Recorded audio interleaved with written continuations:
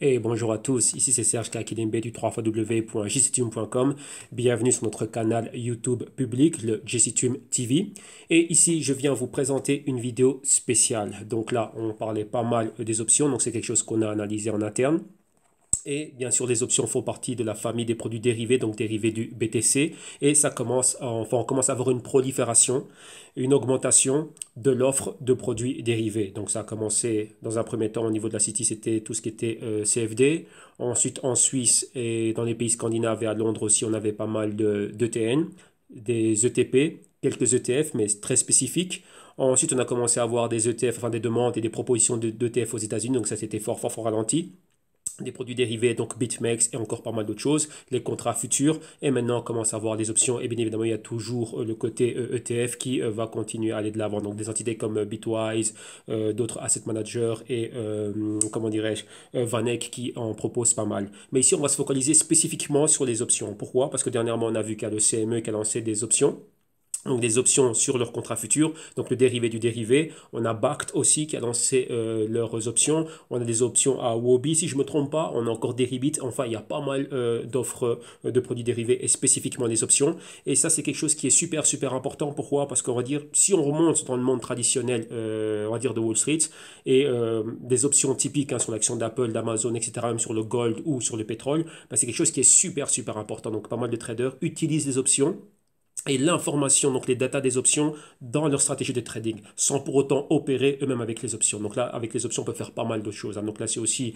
déposer un tout petit peu de capital et pouvoir être haussier et baissier. Donc là, voilà. Et maintenant, profiter de divers échéances. Maintenant, on voit que tout ce genre de produits, donc toute cette sophistication arrive dans le monde BTC. Donc maintenant, qu'est-ce qui se passe? Donc là, c'est quelque chose qu'on avait analysé et qu'on avait commenté en interne. Et en interne, on parlait de ça dans notre émission qu'on a faite le samedi 1er février, justement, on parlait de ça. On se dit, tiens, maintenant qu'on commence à voir les options, qu'est-ce qui se passe? Regardez exactement comment les produits dérivés commencent à s'enchaîner les uns après les autres. Et donc, ça devient de plus en plus compliqué. Il y a de plus en plus de complexité. Et on se rend compte que le marché des produits dérivés dépasse de loin le volume du marché spots. Donc là, c'est quelque chose de super, super important. Donc ça impacte les prix. Mais maintenant, on va regarder les options, on va dire les produits, ces produits dérivés spécifiques, donc les options, et comment ça impacte. Donc là, ça rentre dans le cadre de nos émissions news du jour, et donc c'est moi qui vais les refaire. Et donc là, vous constatez d'abord, avant de commencer, une petite annonce. Il n'y aura plus les émissions banco que l'on faisait chaque semaine, à chaque fin de semaine. Donc ça rentre dans le cadre d'un autre service que l'on fait exclusivement pour des clients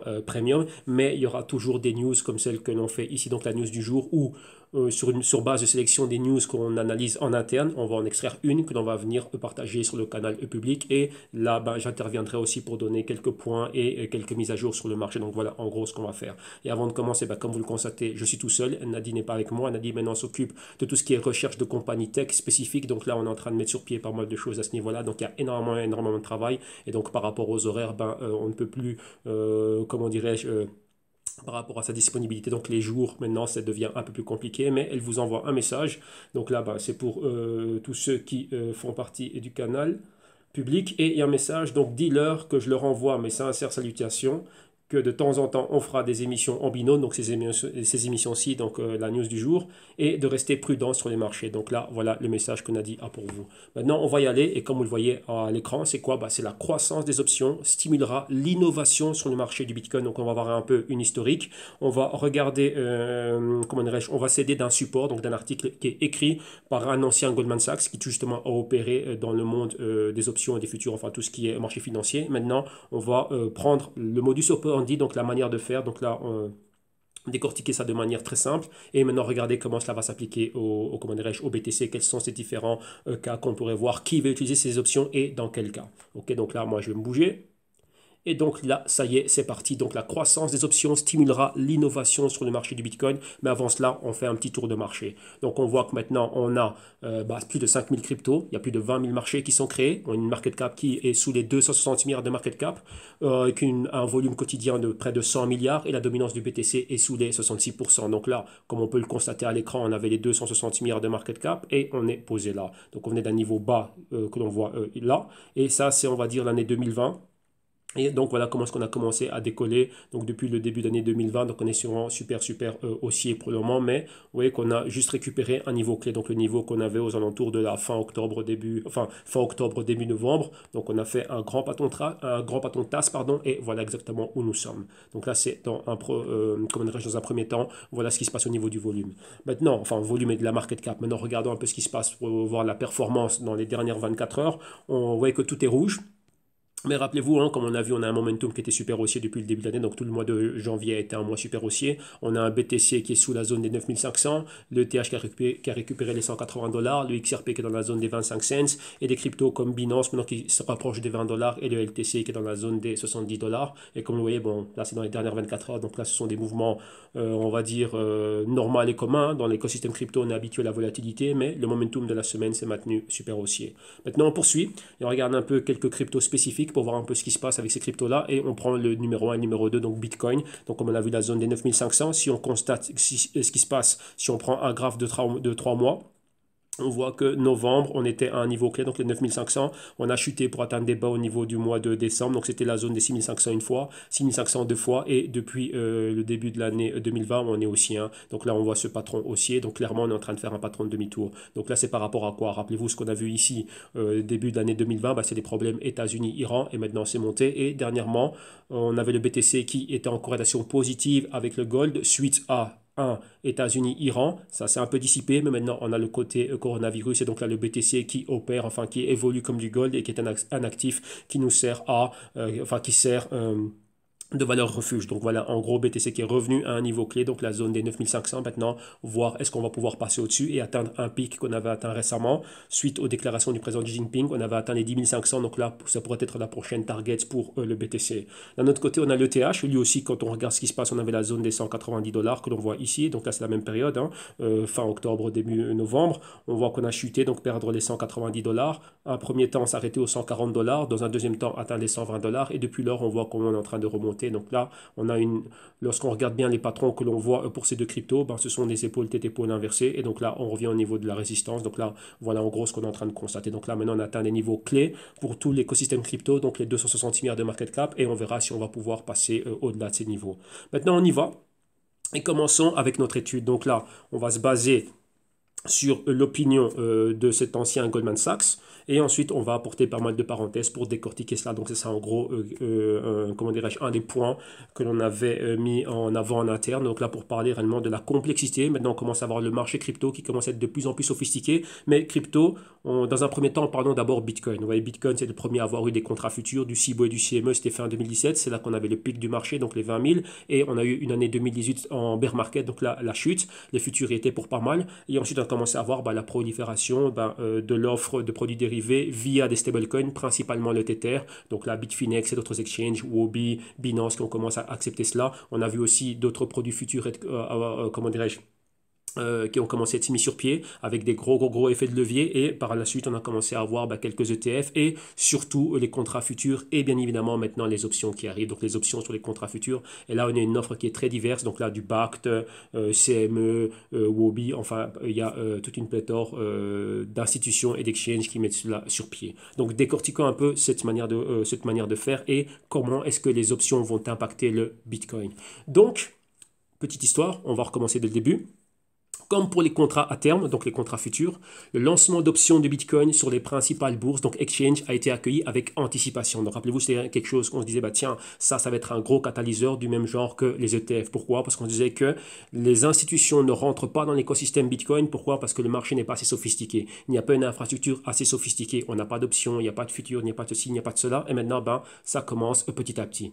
Donc, des observateurs, pleins d'espoir, pensent que l'entrée du CME et de BACT sur le marché naissant des options encouragera davantage la participation institutionnelle.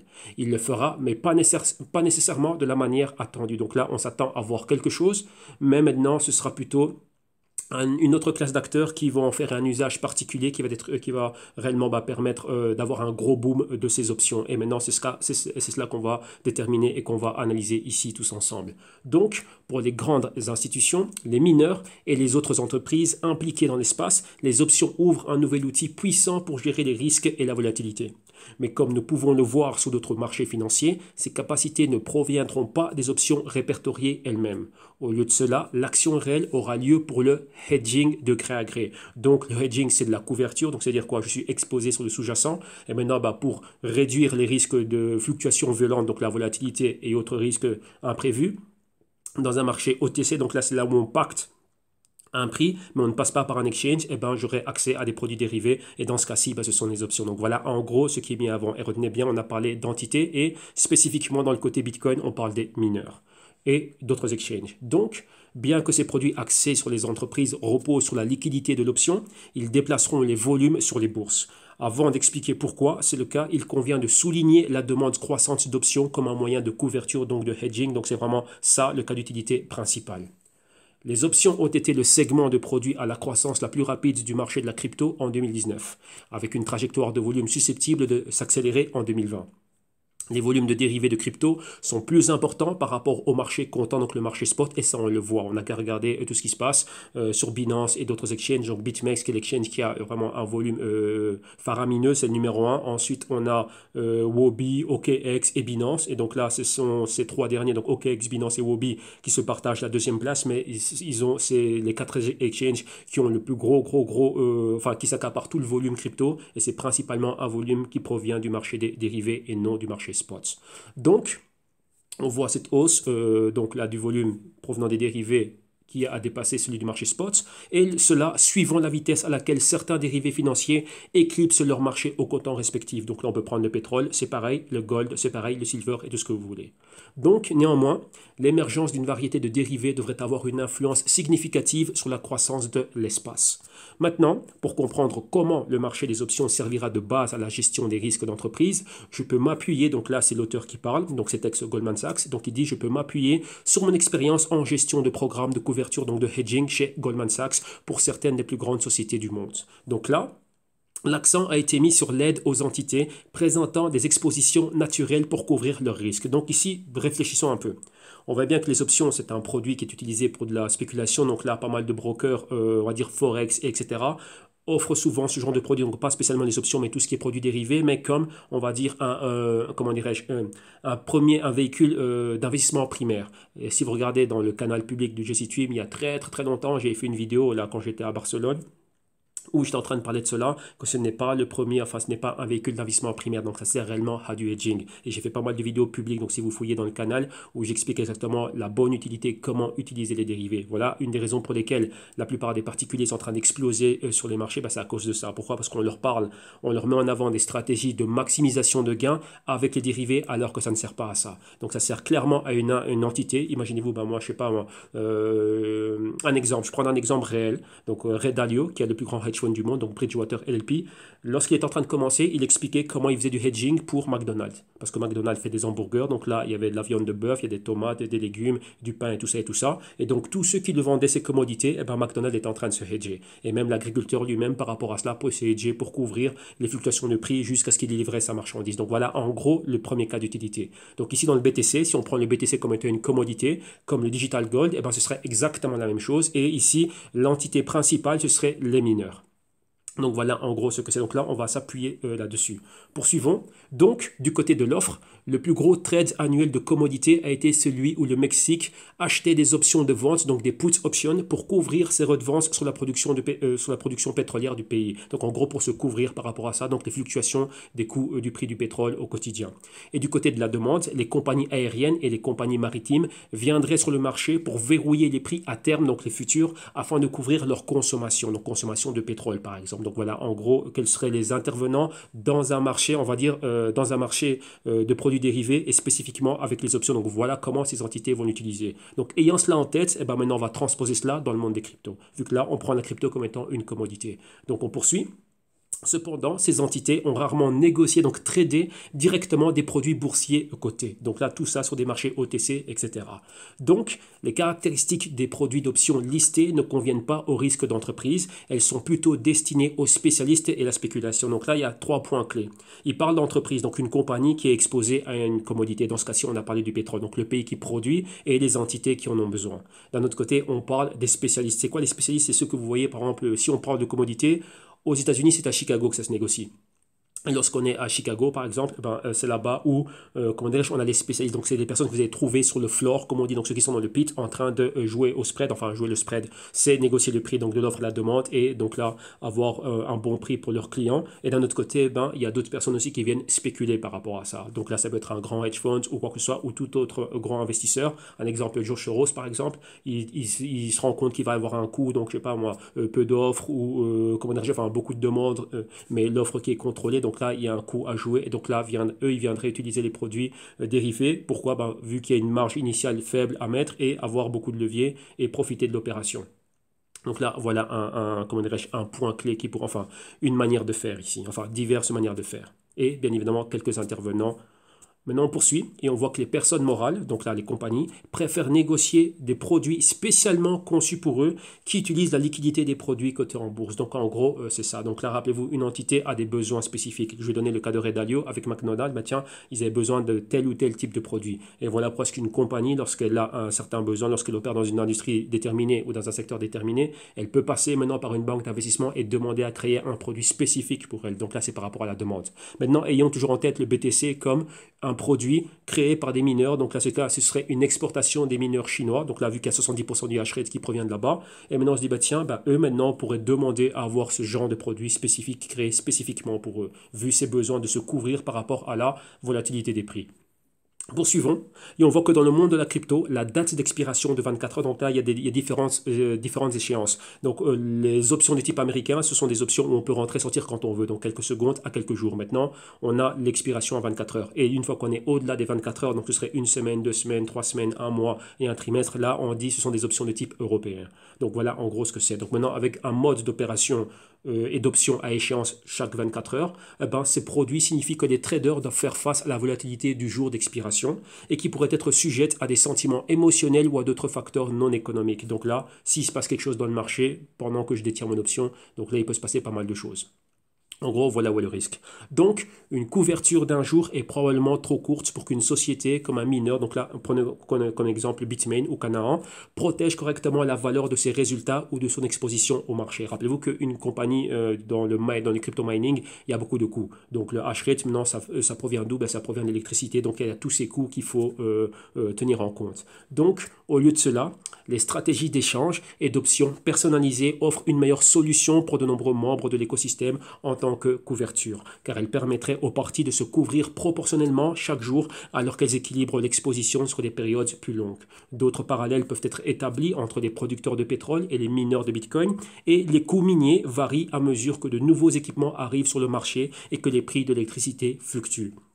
Donc, vous voyez que ça, c'est un point clé que j'avais énoncé et que j'avais mis en évidence pour, comment dirais-je, notre audience et notre clientèle premium. C'était quoi? C'est par rapport à cela. Vous voyez que maintenant, on est dans un marché, les cryptos, mais vous voyez que tout ce qui est en train d'être fait dans les cryptos, ça existait déjà avant. Les options, les futurs, les CFD, tout ce que vous voyez. Et donc là, l'auteur ici, qui est un ex-Goldman Sachs, fait un parallèle entre ce qu'on voit dans les cryptos et ce qui est fait dans le monde du pétrole. Donc maintenant, lorsqu'on est en train de voir cela, le marché crypto est en train d'être de plus en plus sophistiqué et veut que ce genre, comment dirais-je, d'outils vont impacter le prix du BTC. Quoique vous avez bien vu qu'on a une partie des intervenants légitimes, on va dire ça comme ça, les mineurs qui couvrent les risques business qu'ils ont, mais d'un autre côté, il y a des spéculateurs qui sont là. Et on a bien vu, et il y a pas mal de rapports que j'ai produits par rapport à cela, que vous avez, qui sont disponibles sur le canal public, où je parlais clairement, et on a vu clairement que l'activité spéculative, c'est ce qui domine dans l'écosystème crypto. Donc là, 90%, c'est de la spéculation. Donc là, vous voyez maintenant à quoi les mineurs réellement s'exposent. Donc là, c'est super, super important de voir cela, sans compter les coûts de leurs opérations. Donc, la volatilité du Bitcoin ronge également la rentabilité. Rappelez-vous, dans la perspective d'un mineur, qui, on va dire, sont les membres les plus importants de tout cet écosystème, l'exchange permet par exemple aux mineurs de venir et de liquider. Mais sur un exchange, il y a très peu de liquidité, vu que d'un autre côté, la contrepartie, ce sont des particuliers. Donc, le mineur doit passer par des OTC, où il peut par exemple être encore en relation avec, à travers le pupitre OTC de Binance, on peut le mettre en contact avec Grayscale aux États-Unis, qui est un grand asset manager et qui, eux, peuvent acheter des grandes quantités de BTC. Pourquoi? Parce qu'il y a beaucoup plus de liquidité et ils peuvent en avoir. Donc, ce sont des points super importants. Donc, ouais, il faut savoir qui opère comment et qui veut utiliser quoi comme produit. Ok. Donc, les grands mineurs étant devenus publics et ou ayant un groupe d'actionnaires sont sous pression pour maintenir un bon bilan, donc faire des profits. Rappelez-vous que ce sont des business qui sont là pour le profit. Leur but à eux, c'est quoi? C'est d'utiliser leur ASIC, l'énergie qu'ils ont, le hash rate et toute l'intelligence artificielle qu'ils ont et les capacités de leur pool minier, data center, tout ce que vous voulez pour générer des profits. Et comment ils font des profits? En vendant des ASIC, en vendant des services et bien évidemment en pouvant minant du BTC avec profit. Donc un exemple, rappelez-vous, ayez toujours en tête le parallèle que l'auteur a fait avec les pétroliers, enfin les producteurs de pétrole. Le baril, je le vends à 50, mais moi, ça me coûte par exemple 30 dollars. Donc là, je le vends avec une plus-value de 20 dollars par baril. Donc en gros, c'est ça, c'est faire des profits. Maintenant, je dois maintenir mes marges opérationnelles sous contrôle afin de toujours continuer à générer et maximiser des profits. Qu'est-ce qui se passe maintenant s'il y a une grosse demande de pétrole et que moi je suis en train de maintenir l'offre? Donc là, prenons comme exemple, maintenant je crois que les États-Unis qui sont le numéro 1 en termes de production de barils par jour avec le shale pétrole qu'ils ont, donc c'est à hauteur de 12 millions de barils par jour et que maintenant il y a une demande qui excède cela. Donc là, ça veut dire quoi? S'il y a beaucoup de demandes mais que l'offre ne peut pas suivre, directement les prix vont monter. Donc là, pour nous, c'est encore bien plus de profit. Donc c'est super intéressant par rapport à cela. Donc ça aussi, on va retrouver le même modus operandi, la même manière de faire, la même psychologie dans le BTC et les acteurs principaux qui sont exposés à ce genre de pratique. Donc c'est super important d'avoir cela en tête. Donc, de plus, la compression des marges résultant de la réduction de moitié, donc le halving à venir au mois de mai, devrait pousser les mineurs à mieux gérer le risque de volatilité. Donc, plus de risques seront entre les mains de moins de mineurs, vu que cela va mettre hors jeu des petits mineurs qui n'ont pas des grosses capacités comme des Bitmain, enfin Bitmain qui contrôle 2 pools et encore d'autres géants du mining. Et donc là, il y aura du hash rate qui va être concentré dans très peu de mains. Imaginez-vous s'il y avait 15 mineurs avec le halving, là aussi il y aura aussi un halving au niveau des mineurs et qu'il n'y en ait plus, on va dire qu'il y en ait moins que 10. Donc là comment dirais-je, ça va aussi changer la nature de leur business, donc ils doivent prévoir. Donc là, d'un autre côté, ils pourraient utiliser ce genre de produit, enfin même pas, ils vont utiliser ce genre de produit. Donc plus de risques seront entre les mains de moins de mineurs à mesure que le marché se consolidera. Donc c'est ça, il y aura une consolidation du mining Bitcoin. Donc, comme les producteurs de pétrole, ces sociétés chercheront à trouver des solutions de couverture pour s'assurer que les coûts d'exploitation ne dépassent pas les prix du marché et des actifs numériques qui en résultent. Les prêteurs commenceront également à obliger les mineurs à se couvrir afin qu'ils soient toujours en mesure de respecter leurs obligations en tant qu'emprunteurs en cas de marché baissier. Qu'est-ce que ça veut dire? Ça, c'est super important. Tout business se finance à travers de la dette. Donc, un business peut émettre des bons. Donc, vous prenez en parallèle le marché des bons. Donc, on a des bons à court terme, 1 semaine, 2 semaines, 3 semaines, 1 mois, 2 mois, 3 mois, 6 mois. Ensuite, on a des bons d'1 an, des bons de 2 ans, des bons de 5 ans, 10 ans, 20 ans et 30 ans et au-delà. Donc, par rapport à ça, il y a un taux d'intérêt. Donc, moi, si j'ai emprunté à 10 ans, que j'ai un taux d'intérêt X, il faut que mon business fasse des profits afin que je puisse servir ma dette. Maintenant, qu'est-ce qui se passe si ça ne rentre pas, s'il y a une perturbation au niveau de mes marges et au niveau, on va dire, des bénéfices que je suis en train de faire, problème pour rembourser ma dette, donc je pourrais être en défaut de paiement. Donc là, directement, l'institution financière, les prêteurs ou les investisseurs me diront quelle est ta stratégie, toi, de hedging, afin de te maintenir, quelles que soient les conditions du marché. Donc vous voyez que là, maintenant, on rentre dans une autre sphère du marché crypto, et ça, c'est ce point qui doit être mis en avant. Ça, c'est le genre de choses qui vont impacter le prix aussi. Pourquoi? Il pourra avoir des dumpings massifs, donc là, tous les mineurs qui viendraient sur le marché et dumper. Pourquoi? Vu qu'ils ont des BTC qu'ils ont fait il y a X temps afin de couvrir leurs frais et directement on va pouvoir liquider leur BTC maintenant à un moment spécifique du marché et servir leur dette ou faire pas mal d'autres choses. Donc là, maintenir leurs opérations. Et ça, maintenant, avec les effets du coronavirus, ça pourrait être quelque chose qui peut être fait, peu importe qu'il y ait le halving ou pas. Donc rappelez-vous, il y a une vidéo publique aussi qui est disponible sur ce canal où je parlais de la stratégie de Bitmain, enfin très peu, de ce que John Hu a mis en avant et on avait souligné cela. Donc tout ça, c'est super, super important. Mais voilà, tous les éléments avec toutes les ramifications. Donc là, il y a pas mal de probabilités qui sont mises en avant. Et là, ici, on voit qu'il y a une utilité spécifique d'un produit bien déterminé, qui sont les dérivés. Et là, on parle des options. Donc, on poursuit. Généralement, les entreprises, qu'il s'agisse de sociétés pétrolières ou de mineurs de Bitcoin, ne négocient pas directement sur les bourses. Donc, ils ne traitent pas directement sur les bourses. Rappelez-vous ce que je vous disais. Pourquoi? Ils ont des trop grosses quantités. Donc, eux aussi, ils viennent liquider. C'est eux les big whales. Ils vont tanker le marché. Donc, ils passent par des pupitres OTC. Donc, ils ont besoin d'une offre de produits et une manière de faire des affaires différentes. Donc là, ils vont opérer via des OTC, mais en même moment, ils vont se hedger avec des options. Donc, en plus de l'inadéquation temporelle résultant de la couverture du risque quotidien avec une échéance d'une seule journée, les bourses à terme sont difficiles à connecter car les entités doivent négocier via des FCM, donc c'est des Futures Clearing Merchants. Donc là, en plus d'un pupitre OTC, je dois pouvoir connecter, on va dire, les futurs du CME, les futurs du BACT avec un émetteur d'options et un clearing. Donc un clearing, c'est ceux qui vont être, on va dire, enregistrer les transactions et faire en sorte que tout se passe bien. Donc tout ça, vous voyez que c'est une infrastructure qui est encore naissante, ce qui fait qu'elle n'est pas encore effective. Donc c'est pas encore efficient. Donc là, c'est problématique pour les opérations de ces entités. Donc, cela crée un espace pour des produits de couverture sur mesure pour des entreprises cryptonatives. Donc, eux vont demander à ce qu'on leur crée des produits qui soient taillés sur mesure. Donc, cependant, ces produits doivent encore couvrir le risque de volatilité de base quelque part. Il est donc nécessaire que la liquidité s'appuie sur les produits cotés. L'émergence de liquidité sur le marché des options cotées sera le fondement de ce type de couverture.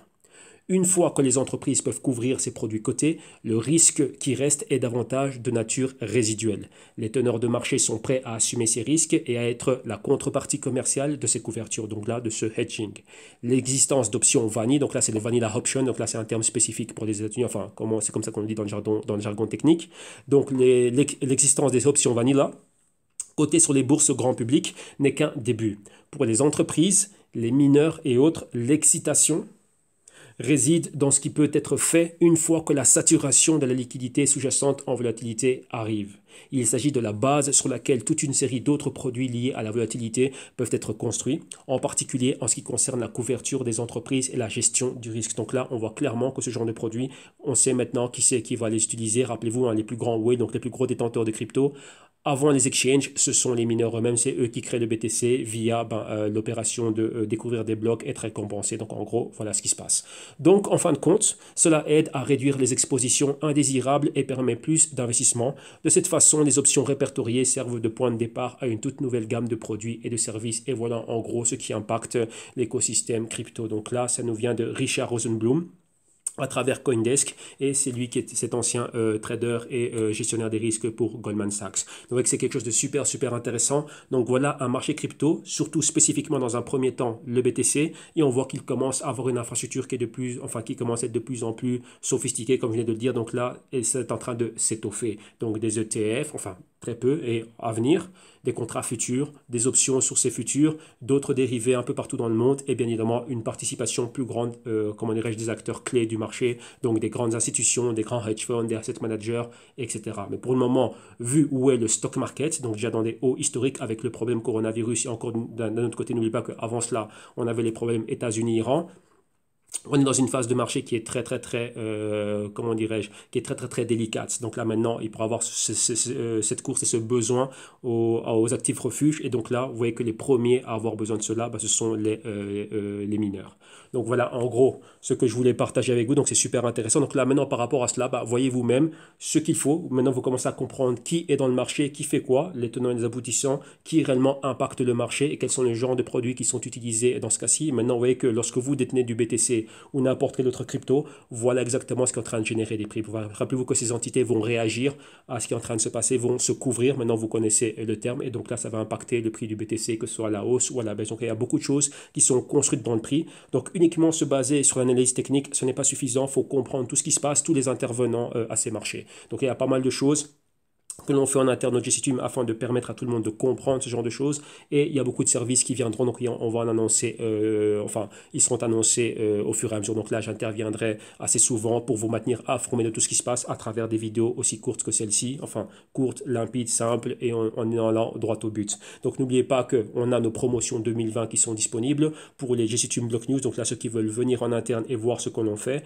Par rapport à cela, il y a beaucoup de choses qui sont disponibles. Donc on a mis une semaine d'émission. Donc là, on a mis la première semaine d'émission, enfin une semaine d'émission entière, avec un bonus qui sont disponibles au www.gctume.com, ça vous pouvez venir les voir, donc les émissions en intégralité, donc du lundi au dimanche, voir exactement ce qui est fait, et si vous voyez qu'il y a de la valeur, tiens, on sera ravis de vous retrouver de l'autre côté. Et encore d'autres services qui sont en train d'arriver, donc d'autres rapports, il y a beaucoup de choses qui sont faites, des services de consulting, et on a ce qu'on appelle PI, donc le Premium Intelligence, là notre Next Level application, qui est une application éducative, et où on permet aux personnes de venir, d'avoir accès à beaucoup d'informations et la base de nos vidéo module d'initiation et tout aux côtés de nos émissions banco que l'on faisait avant, qu'on va introduire dans, comment dirais-je, ces vidéos modules afin d'avoir un suivi. Donc là, comme ça, pendant qu'on est en train d'étudier, on peut mettre en avant et en application comprendre ce qui est en train de se passer. Donc là, tiens, voilà ce qui se fait dans la finance traditionnelle, comme vous avez vu le cas ici avec les options, et en même temps, tiens, je peux faire le parallèle avec le monde crypto, vu que la plupart des particuliers ont été attirés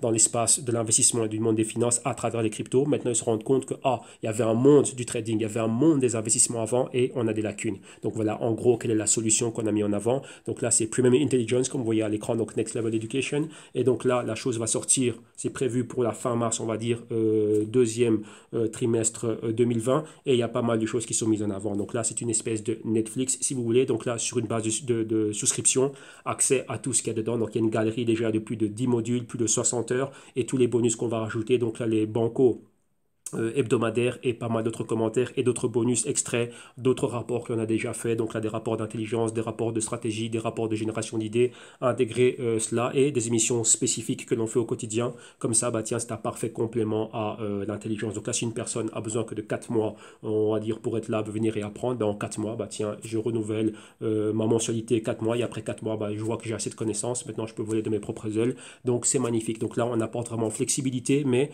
réellement un service comme on l'a dit, avec les options taillées sur mesure, donc là, par rapport aux nécessités de chacun.